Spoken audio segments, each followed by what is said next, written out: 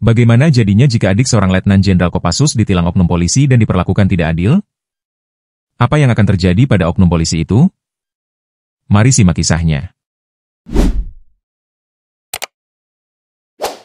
Langkah-langkah berat menggema dari pintu masuk hingga ke ujung ruang tunggu kantor polisi. Suara sol sepatu Lars yang menghantam ubin putih terdengar seperti genderang perang, membuat beberapa kepala yang tadinya menatap layar komputer sontak terangkat. Sesosok pria tinggi besar dengan seragam loreng TNI lengkap melangkah masuk, seketika mengubah atmosfer ruangan. Di pundaknya, 3 bintang emas berkilau di bawah sorotan lampu neon. Sosok itu bukan prajurit biasa. Dia adalah Letnan Jenderal Arman Satya, komandan satuan elit Kopassus yang namanya melegenda di ruang-ruang operasi rahasia. Tatapan matanya yang tajam menyiratkan satu hal, ini bukan kunjungan ramah. Para petugas polisi spontan menegakkan tubuh, beberapa bahkan sampai berdiri. Namun, Arman tidak memedulikan mereka. Auranya memancarkan amarah yang ditekan kuat. Ia berjalan lurus ke meja pelayanan utama.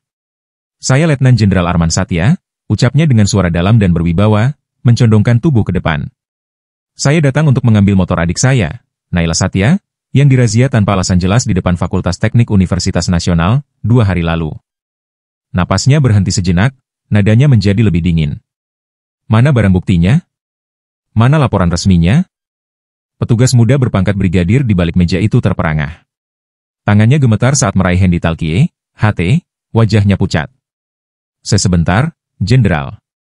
Saya panggilkan petugas yang menangani kasusnya," ujarnya dengan suara serak. Ia segera memanggil seseorang bernama Fadli. Kabar kedatangan sang jenderal menyebar cepat. Para personel saling berbisik, tak percaya seorang perwira tinggi turun tangan langsung hanya karena masalah tilang. Namun, mereka yang lebih peka tahu ini bukan sekadar tilang. Ini tentang harga diri, tentang adik seorang jenderal yang diperlakukan semena-mena, dan tentang dugaan pemerasan. Jika Arman sudah datang sendiri, artinya ia menuntut keadilan saat itu juga. Beberapa menit kemudian, seorang pria berseragam polisi dengan pangkat Aibtu muncul.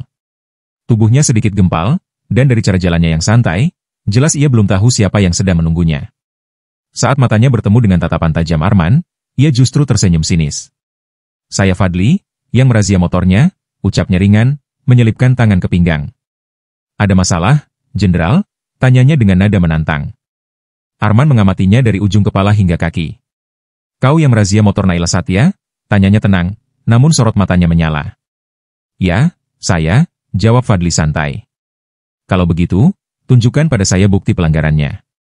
"Suratnya mana? Dokumentasinya mana?" Suara Arman sedikit mengeras. "Adik saya bilang dia tidak melanggar apapun." "Jadi, atas dasar apa kau menyita motornya?" Fadli tertawa kecil, menyandarkan tubuhnya ke meja seolah tak terintimidasi. "Tidak usah banyak tanya, Jenderal," katanya dengan nada menghina. "Kalau mau motornya kembali, ya bayar dulu 2 juta. Tidak ada duit, ya sabar, prosesnya lama." Ucapan itu membuat suasana ruangan membeku. Para polisi lain menatap cemas, sadar bahwa Fadli sedang menggali lubang untuk dirinya sendiri. Arman maju selangkah, suaranya kini seperti guruh yang menandai badai. "Jadi, kau memeras rakyat di kantor negara?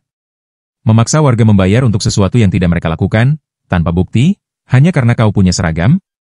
Namun, Fadli benar-benar buta situasi. Ia malah terkekeh. "Begitulah sistemnya di sini, Jenderal. Mau adil, salah tempat. Di kota ini, semua bayar kalau mau cepat. Apalagi cuma motor mahasiswa." Kalimat itu bagai siraman bensin ke dalam api. "Jangan sok bersih di tempat kotor, Jenderal. Di sini yang kuat yang menang." Lalu, tanpa peringatan, Fadli mengangkat tangan dan mendorong dada Arman dengan keras. "Kalau tidak suka, keluar saja. Ini kantor saya, bukan markasmu," teriaknya penuh ejekan. Keheningan pecah. Garis merah telah dilanggar. Detik berikutnya, Arman bergerak dengan kecepatan yang presisi dan mematikan. Tangan kirinya mencengkeram keras seragam Fadli, sementara tangan kanannya menghantam rahang polisi itu dengan pukulan lurus yang keras. Bug! Suara benturan itu menggema seperti petir. Tubuh Fadli terlempar ke belakang, menghantam meja dan kursi hingga hancur berantakan. Berkas berhamburan, komputer terguling. Fadli mengerang kesakitan, memegangi wajahnya yang berdarah. Belum sempat ia bangkit, sepatu bot Arman mendarat telak di perutnya. Kejadian itu begitu cepat dan brutal.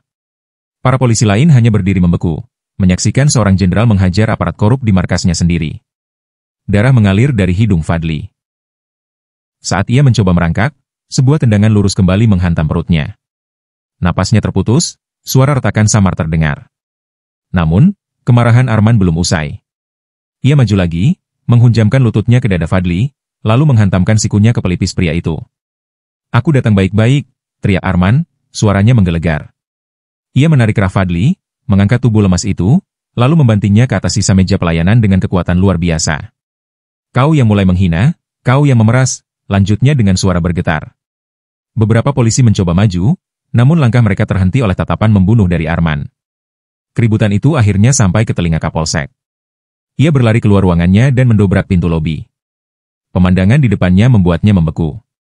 Meja hancur, berkas berserakan, dan salah satu anggotanya tergeletak nyaris tak sadarkan diri. Di tengah semua itu, berdiri sang jenderal dengan tangan masih mengepal. "Astaga!" "Jenderal Arman," gumamnya, nyaris tak terdengar. "Hentikan! Semuanya hentikan!" seru Kapolsek, meski langkahnya melambat. Arman menoleh, matanya masih menyala. "Pak Jenderal, tolong, kita bisa selesaikan ini baik-baik," ujar Kapolsek dengan suara gemetar. Arman menunjuk tubuh Fadli dengan dagunya. "Ini yang kalian biarkan? Memeras adik saya dan mungkin puluhan rakyat lainnya? Kalian bangga punya anak buah seperti ini?" Kapolsek tak bisa menjawab. Di hadapan prajurit legendaris itu, ia merasa sangat kecil. Wajahnya pucat, ia mengangkat tangan dan memberi perintah dengan suara tegas yang dipaksakan. "Cepat ambil motor milik adik Pak Jenderal. Lengkap dengan surat-suratnya." Ia kemudian menunjuk Fadli. "Dan kau, angkut dia ke ruang tahanan. Proses disipliner hari ini juga." Dua petugas segera menyeret tubuh Fadli yang lunglai keluar ruangan. Arman berjalan keluar. Di teras kantor, adiknya, Naila, berdiri mematung, wajahnya basah oleh air mata kebingungan. Arman mendekatinya, suaranya kembali lembut. "Motormu sudah beres. Maaf, kakak harus turun tangan." Ia mengusap kepala adiknya perlahan. Namun, sebelum pergi, Arman berbalik dan melangkah kembali ke dalam kantor. Kapolsek yang baru saja hendak duduk langsung berdiri tegak. Tatapan Arman kini lebih tenang, namun nadanya tetap dingin. "Bersihkan kandangmu," ujarnya pelan, setiap kata terasa seperti hantaman palu godam. "Kalau satu orang seperti dia bisa bebas memeras rakyat, berapa banyak lagi yang kalian biarkan?" "Saya mengerti, Pak Jenderal. Akan saya tindak semuanya," jawab Kapolsek cepat, menundukkan kepala. Arman tidak menunggu jawaban lebih lanjut. Ia berbalik dan melangkah keluar dengan punggung tegak. Di pelataran parkir, motor Naila sudah siap. Ia menyalakan mesinnya, lalu Naila naik ke jok belakang, menggenggam erat jaket kakaknya. Saat motor itu melaju meninggalkan halaman kantor polisi, suara knalpotnya memecah keheningan sore, menjadi aba-aba keras bagi semua yang menyalahgunakan kekuasaan. Hari itu, seorang jenderal tidak berperang di medan asing, ia turun tangan di negerinya sendiri karena hukum sudah terlalu sering tidur. Dan terkadang, ketika hukum tertidur, hanya ketegasan yang bisa membangunkannya, meski harus dengan sebuah pukulan telak.